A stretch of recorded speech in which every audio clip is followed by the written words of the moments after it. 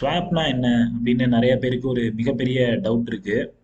Swap charges swap சார்ஜஸ்ன்றது ஒரு கரன்சியில் நம்ம exchange பண்ணுறப்ப அது கொடுக்குற அந்த இன்ட்ரெஸ்ட் ரேட்டோட டிஃபரன்ஸு கொடுக்குறதா அந்த ஸ்வாப் சார்ஜஸ்.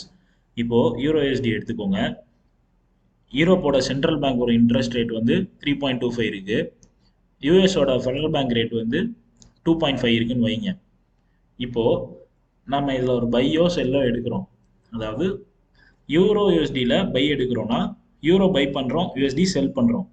இப்போ யூரோ யூஎஸ்டியில் செல் எடுக்கிறோன்னா யூஎஸ்டி பை பண்ணுறோம், யூரோ செல் பண்ணுறோம். அப்போது ஒவ்வொரு கண்ட்ரியோட அந்த ஃபெடரல் ரேட்டுக்கு ஏற்ற மாதிரி யூரோவோட இன்ட்ரெஸ்ட் ரேட் இது, யூஎஸ்டியோட இன்ட்ரெஸ்ட் ரேட் இது. இப்போ பாருங்க, எந்த கரன்சியோட இன்ட்ரெஸ்ட் ரேட் கூடயோ அதில் பை பண்ணீங்கன்னா உங்கள் ஸ்வாப் வந்து பாசிட்டிவாக இருக்கும். எந்த கரன்சியோட ஃபெடரல் ரேட் கம்மியோ இன்ட்ரெஸ்ட் ரேட் கம்மியோ அதை பை பண்ணீங்கன்னா உங்களோட ஸ்வாப் சார்ஜஸ் நெகட்டிவாக இருக்கும். இது யூரோ யூஎஸ்டினால இப்படி இருக்கு.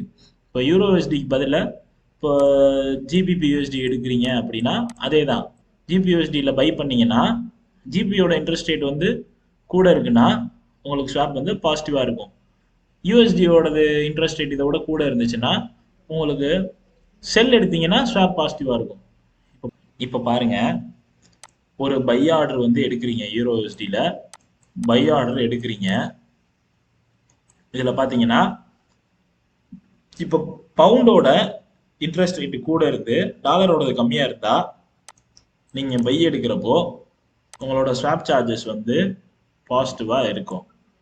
இப்போது பவுண்டோட இன்ட்ரெஸ்ட் ரேட் கம்மியாக இருந்து டாலரோட இன்ட்ரெஸ்ட் ரேட் கூட இருக்கிறப்போ நீங்கள் இதில் போய் பை எடுத்தீங்கன்னா உங்களோட ஸ்வாப் சார்ஜஸ் நெகட்டிவாக இருக்கும். அது ஏன்னா நீங்கள் ஒரு இன்ட்ரெஸ்ட் ரேட் கம்மியாக இருக்க கரன்சியில் பை பண்ணியிருக்கீங்க. அதனால உங்களோட ஸ்வாப் வந்து மைனஸில் இருக்குது. இங்கே நீங்கள் இன்ட்ரெஸ்ட் ரேட் கூட இருக்க ஒரு இதில் நீங்கள் வந்து பை பண்ணியிருக்கீங்க. அதனால உங்களுக்கு ஸ்வாப் வந்து பாசிட்டிவாக இருக்குது. இதை எக்ஸாம்பிளாக வச்சு நம்ம சொல்லிக்கலாம். ஸோ இப்படி தான் ஸ்வாப் வந்து பாசிட்டிவ் நெகட்டிவ்னு இருக்குது.